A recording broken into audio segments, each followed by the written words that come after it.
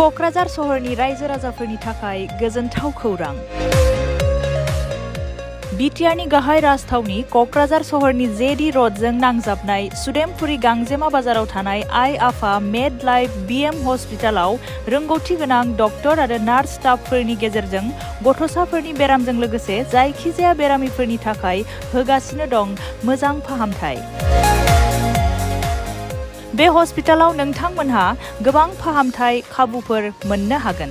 24/7 emergency service, laboratory, pharmacy, paediatrics, medicine, gynaecology, dental, urology, dental X ray, play area, X ray, sonography, OT, ICU, NICU, PICU नि खाबुफोरखौ मोननो हागोन।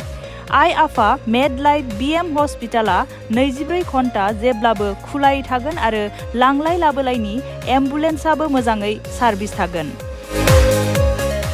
आबुङै खौरां लाहरनो थाखाय 9101 655 430 8822 688 026 जानबुं नम्बराव खौरां लाहरनो हागोन।